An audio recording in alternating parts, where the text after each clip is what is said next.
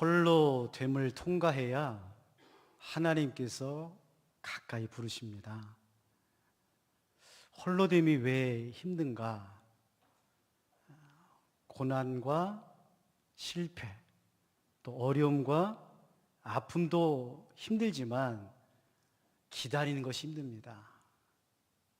믿는 자에게 있어서 특별히 홀로 되는 것은 세상에서 뚝 혼자 떨어져 나가는 느낌이나 아무도 나를 이해해 주지 못하는 상황 때문에 힘든 것이 아니라 마치 하나님이 나를 잊어버린 것 같기 때문에 힘듭니다.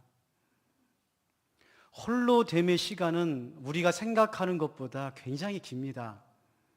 하루 이틀, 한두 달, 1, 2년 기다리면 되겠지라고 생각하지만 성경의 인물들을 보면은 그렇지가 않습니다. 아브라함은 25년을 기다렸습니다. 그동안 그는 조급한 마음에 실수도 합니다. 이스마엘을 낳죠. 여호수아는 가나안 땅에 들어가는 이스라엘의 리더가 되기 위해서 하나님께서 여호수아를 40년 동안 광야에서 훈련하십니다. 우리가 생각할 때에 여호수아가 가나안 땅에 들어갈 때에 청춘이거나 장년처럼 생각할 수가 있습니다. 그렇지 않습니다. 여호수아가 하나님께 부름받을 나이대가 60입니다. 성경의 사람들은 모두가 다 홀로됨을 경험하고 홀로된 시간을 통과함으로 하나님께서 가까이 오도록 부르신 사람들입니다. 왜 그럴까요? 하나님은 천천히 서서히 시작하시는 하나님이시기 때문에 그렇습니다. 우리 하나님은 시간이 많으세요. 어제나 오늘이나 영원토록 동일하신 하나님이십니다. 그러기에 우리를 부분으로만 보지 않고 전체를 보십니다. 오늘만 보지 않고 미래를 보십니다. 그래서 하나님께서는 기다리고 또 기다리십니다.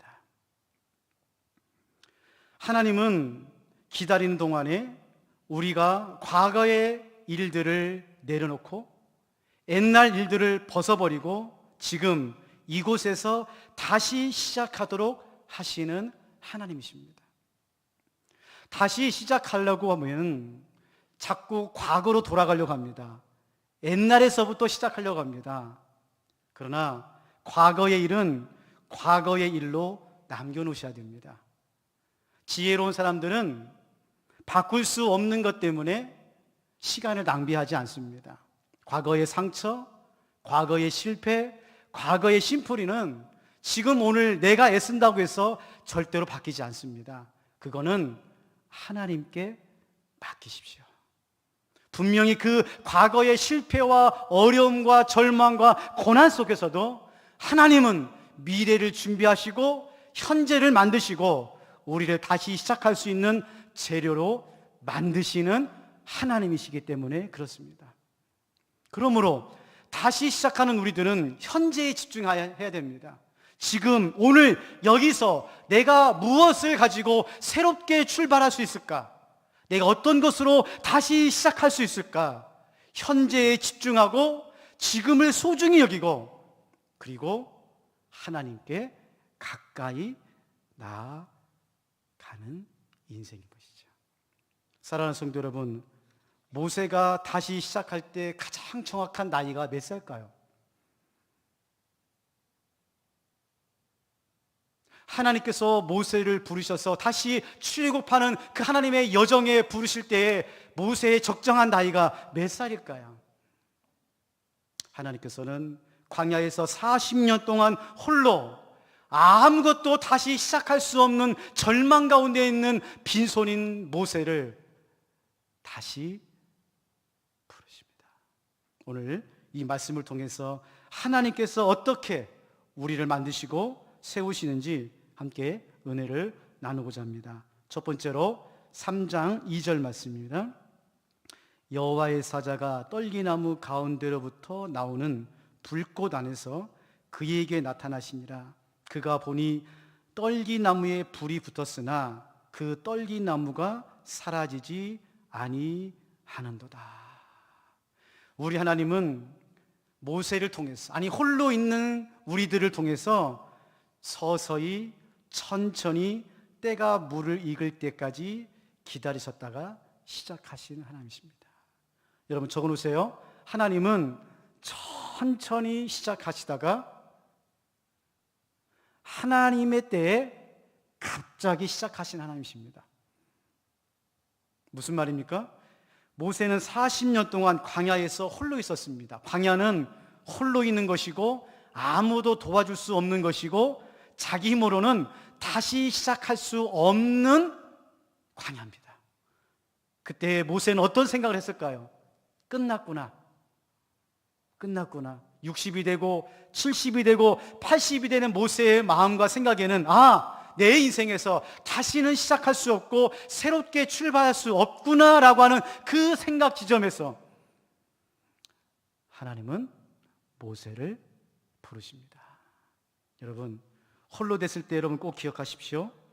우리의 생각과 하나님의 생각은 다르십니다. 이사야 55장 8절에서 9절 말씀입니다. 이는 내 생각이 너희의 생각과 다르며 내 길은 너희의 길과 다름이니라. 여호와의 말씀이니라. 이는 하늘이 땅보다 높음 같이 내 길은 너희 길보다 높으며 내 생각은 너희의 생각보다 높음이니라. 왜 하나님께서 모세를 광야에 남겨놓으셨는지 모세는 생각할 수가 없었어요. 여러분 마찬가지입니다. 왜 하나님께서 여러분을 그 땅에 남겨놓으셨는지 아세요? 왜 하나님께서 우리 평화교회를 이 원흥 삼송 지역에 남겨놓으시니 아십니까? 우리의 생각은 모릅니다. 그러나 하나님께서 우리 평화교회를 통해서 여러분을 통해서 다시 시작함으로 하나님의 나라를 이루기 위하여 광야로 홀로됨으로 이곳으로 보내셨고 또한 이곳에서 하나님과 동행하는 기다림의 시간을 허락해 주심을 믿으시기를 주님의 이름으로 축복합니다.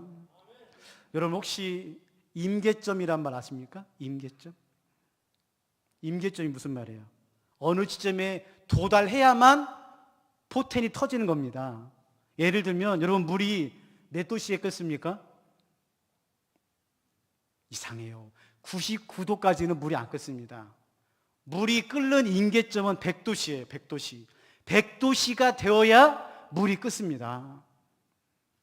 그것처럼 우리의 인생과 우리의 신앙과 우리의 사역에서도 믿음의 임계점, 기다림의 임계점이 있어요.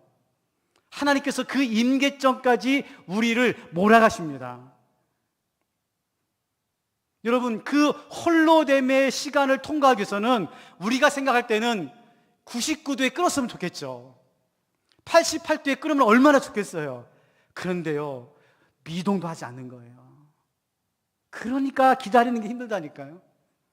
그러니까 하나님이 없는 것 같아요. 그런데 임계점에 도달하면 물이 어느새 뽀글뽀글 끓기 시작합니다. 모세의 사역의 임계점은 80이었어요. 80. 79세도 아니고 80. 정확한 시간에 하나님께서 모세를 부르십니다. 여러분 조금만 더 기다리세요. 조금만 참으세요. 여러분의 인생과 여러분의 신앙의 임계점에 도달할 때까지 홀로됨을 견디시기를 바랍니다. 두 번째로 오늘 4절 말씀에 보면 내가 어디 있는지를 알아야 그 지점에서 다시 시작할 수가 있어요. 내가 어디에 있는지를 알아야 그 지점에서부터 다시 시작할 수 있습니다. 왜냐하면 많은 사람들이 다시 시작하고 싶어요. 새롭게 출발하고 싶어요. 근데 문제는 왜 이게 안 되냐? 지금 내가 어디 있는지를 모르는 거예요. 자 보세요. 3장 4절 말씀입니다. 여호와께서 그가 보려고 돌이켜 오는 것을 보신지라 하나님이 떨긴 나무 가운데서 그를 불러 이르되 모세야 모세야 하시매 그가 이르되 내가 여기 있나이다. 밑줄을 쳐놓으세요. 내가 여기 있나이다. 왜 하나님께서 모세를 떨기나무에 부르셔서 하나님의 땅, 거룩한 땅으로 모세를 불렀는가? 그건 바로 모세가 어디에 있는지를 가르쳐 주기 위해서 그런 거예요. 여러분, 모세는 어디에 있다고 생각했습니까? 광야에 있다고 생각했어요. 하나님이 없는 땅, 건조하고 절망과 어둠 속에 있는 땅에서 자기는 40년 동안 살았다고 생각했어요. 그런데 하나님께서 오늘 말합니다. 모세야, 모세야, 네가 어디 있느냐? 그때 비로소 모세가 자기가 어디 있는지를 알게 됩니다. 주님, 내가 여기 있나이다. 왜 홀로됨의 시간에서 많은 사람들이 중도에 탈락할까요? 문제만 보기 때문에 그렇습니다. 광야만 보기 때문에 그래요. 이게 무슨 말입니까? 내가 지금 어디에 있는지를 모르고 살아가기 때문에 지치고 힘들어서 포기해요. 여러분, 홀로 있는 광야의 시간은 실패의 자리, 문제 앞에 있는 것이 아니라 살아계신 하나님 앞에 있는 것이고, 그 문제를 해결함으로 다시 시작할 수 있는 하나님 앞에 있음을 붙잡으시기를 바랍니다.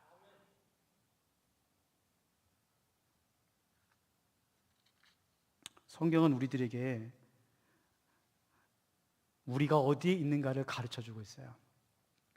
그리고 그 어디에 있음은 우리가 하나님의 음성을 듣고 하나님의 말씀을 들을 때에 깨닫게 된다는 거예요. 이사야 6장 8절 말씀입니다. 내가 또 주의 목소리를 들으니 주께서 이르시되 내가 누구를 보내며 누가 우리를 위하여 갈고 하시니 그때에 내가 이르되 내가 여기 있나이다.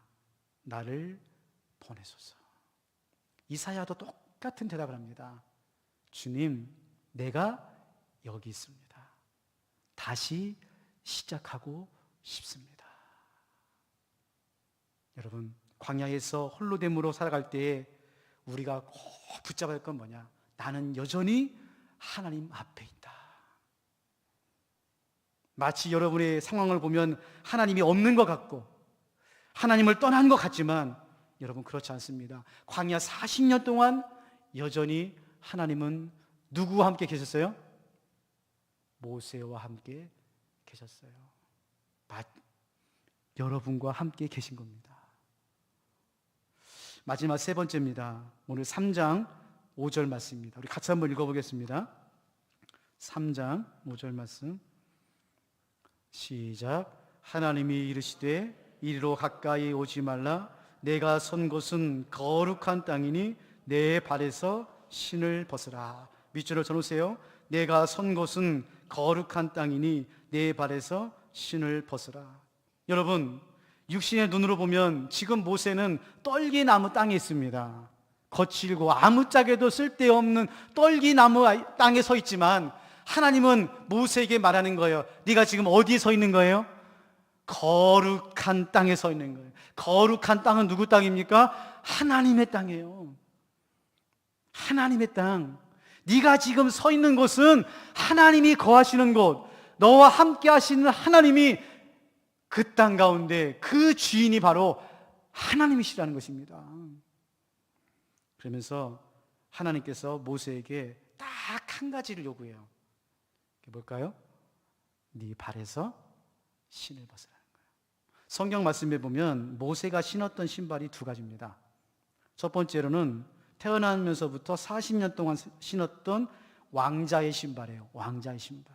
모세는 우리가 아는 것처럼 애굽의 왕자입니다. 40년 동안 왕궁에 살았어요. 그렇기 때문에 왕의 옷을 입었고 왕의 신발을 신었어요. 무소불리의 권력의 신발입니다. 세상의 힘을 가지고 있는 신발이에요. 어디든지 갈 수 있고 무엇이든지 명령하면은 다 가질 수 있는 신발이에요. 그렇기 때문에 모세가 그 신발을 신고 착각을 하죠. 이 힘으로 내가 이스라엘 백성들을 출애굽시킬 거라고 하는 교만의 신발입니다. 그 신발을 하나님께서 벗으라고 말하고 있는 거예요. 두 번째 신발은 광야에서 신었던 신발입니다. 이 신발은 목동으로서 살면서 그의 인생이 비루하고 절망과 포기 가운데 신었던 신발이에요. 내 힘으로는 아무것도 할 수 없는 신발이고 사람들을 피해 다니는 신발입니다. 여러분, 이 신발이 얼마나 무섭냐면요, 하나님께서 직접 오셔서 모세에게 내가 너에게 은혜를 주고 내가 너에게 힘을 주고 내 이름을 알려줘서 출애굽시키라고 했던 하나님의 말씀을 들었음에도 불구하고 모세가 하나님 앞에 5번 거절합니다.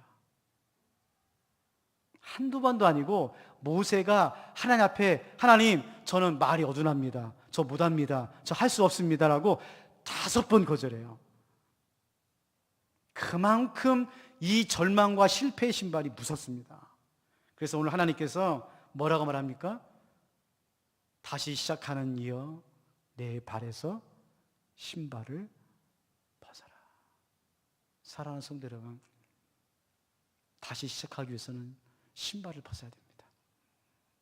여러분이 신고 있는 신발은 뭡니까? 50평생, 70평생 여러분은 어떤 신발을 신었고 그 신발을 벗지 못해서 힘들어 하십니까? 성경에 보면은 우리 인생이 신는 3가지 신발이 나옵니다. 요한 1서 2장 16절 말씀입니다. 이는 세상에 있는 모든 것이 육신의 정욕과 안목의 정욕과 이생의 자랑이니 다 아버지께로부터 온 것이 아니요 세상으로부터 온 것이라. 무슨 신발입니까? 육신의 정욕의 신발, 안목의 정욕의 신발, 이생의 자랑의 신발을 신고 있습니다. 여러분, 우리 하나님께서 말합니다. 다시 시작하기 위해서는 세상이 주는 이 신발을 벗어라. 그만 고집 피우고 그 신발을 벗으라고 말하고 있어요.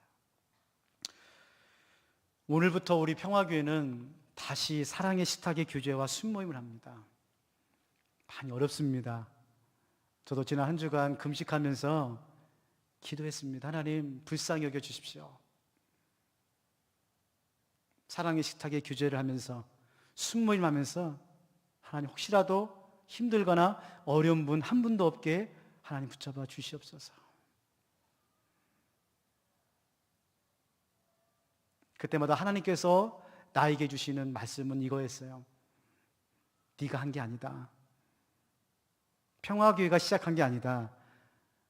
하나님께서 시작한 것이다. 하나님께서 시작하신 하나님께서 책임져 주시고 인도해 주실 줄로 믿습니다. 그러나 우리가 해야 될 일이 있어요. 우리가 해야 될 일이 있습니다. 3가지. 첫 번째로 홀로됨의 시간을 통과하시기 바랍니다. 우리의 생각만큼 시간이 안 갈 거예요. 25년, 40년을 기다렸던 아브라함처럼, 성경의 인물처럼 여러분 끝까지 포기하지 않고 이 홀로됨의 시간을 통과해야 그때 하나님께서 우리를 부르십니다. 2번째로 내가 어디 있는지를 알아야 돼요. 다시 시작하기 위해서는 내가 어디서부터 시작해야 될지 알아야 합니다. 하나님은 과거에서 시작하라고 하지 않아요. 옛날부터 돌아가서 시작하지 않습니다. 여러분, 우리 평화교회가 은평구로 돌아가서 시작할 수 없어요. 다시 과거로 돌아가서 시작할 수 없습니다. 이제 우리 평화교회는 이곳 원흥에서, 삼송에서, 창릉에서 시작하는 교회입니다. 이 땅에 있는 사람들의 그 영혼을 살리고 세우기 위해서 하나님께서 다시 시작할 수 있도록 은혜를 주신 줄로 믿습니다. 마지막 3번째로 신발을 벗으세요. 그게 성공의 신발이고 영광의 신발이었던, 실패의 신발이건 쓴뿌리의 신발이건 신발을 벗으셔야 됩니다. 신발을 신고 또 다시 신발을 신을 수는 없는 거예요. 그 신발을 벗지 않으면 우리는 결코 다시 시작할 수 없습니다.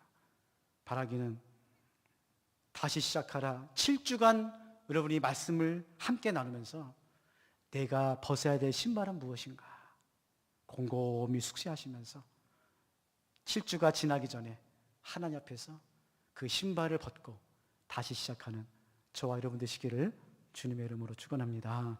하나님, 왜 하나님께서 홀로 광야로 보내셨는지 왜 먼 나라로 보내셨는지, 왜 고난의 땅으로 우리를 버려주셨는지 우리는 알 수 없습니다. 다만 이 홀로됨의 시간을 믿음으로 견디고 버티고 기다릴 뿐입니다.